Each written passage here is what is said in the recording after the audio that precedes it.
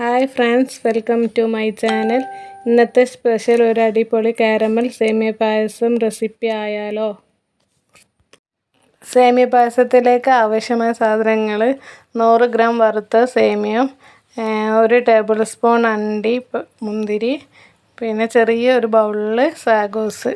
സേമിയ പായസം തയ്യാറാക്കാനായിട്ട് ഒരു കടായി പാത്രം അടുപ്പത്ത് വെച്ചിട്ട് അതൊന്ന് ചൂടായി വരുമ്പോഴേക്കും 1.5 ടേബിൾ സ്പൂൺ നെയ്യ് ഒഴിച്ച് കൊടുക്കാം. നെയ്യ് ചൂടായി വരുമ്പോൾ 1 ടേബിൾ സ്പൂൺ അണ്ടിപ്പരിപ്പും മുന്തിരിയും ചേർക്കാം.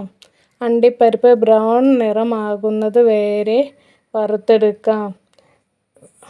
അണ്ടിപ്പരിപ്പും മുന്തിരിയും ബ്രൗൺ നിറമായതിന് ശേഷം ഒരു ബൗളിലേക്ക് മാറ്റി വെക്കാം. ആ നെയ്യിലേക്ക് തന്നെ സേമിയ ഇട്ട് അത് വറുത്തെടുക്കാം. ബ്രൗൺ കളർ നിറമാകുന്നത് വരെ വറുക്കാം. ഞാനിവിടെ ഉപയോഗിച്ചത് വറുത്ത സേമിയമാണ്.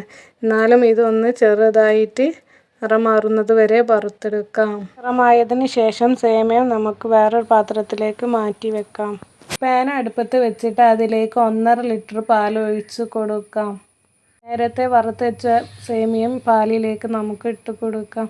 എന്നിട്ട് ഇത് നല്ലോണം ഇളക്കി കൊടുക്കാം. ഇളക്കി യോജിപ്പിച്ച് വെക്കാം. സേമിയം വേവുന്നത് വരെ നിർത്താതെ നമുക്ക് ഇളക്കി കൊടുക്കാം.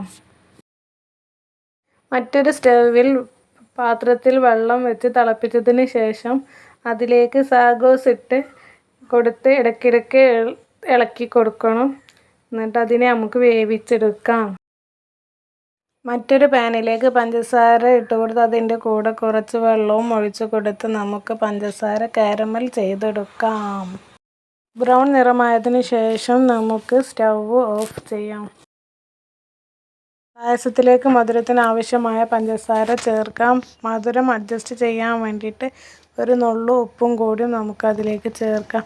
ചേർത്തിട്ട് നല്ലവണ്ണം ഇളക്കാം. നേരത്തെ വേവിച്ച് വെച്ച സാഗോസ് നമുക്ക് പായസത്തിലേക്ക് ചേർത്ത് കൊടുത്തിട്ട് നല്ലവണ്ണം ഇളക്കി യോജിപ്പിച്ച് വെക്കാം. എന്നിട്ട് നേരത്തെ തയ്യാറാക്കി വെച്ച കാരമൽ മിക്സ് ചെയ്ത് പായസത്തിലേക്ക് ചേർത്ത് കൊടുക്കാം. എന്നിട്ട് നല്ലവണ്ണം ഇളക്കി യോജിപ്പിക്കാം. പായസം ടേസ്റ്റിനായിട്ട് നമുക്ക് ഒരു 1/2 ടീസ്പൂൺ ഏലക്ക പൊടിച്ചതും കൂടി ഇതിലേക്ക് ചേർത്ത് കൊടുക്കാം.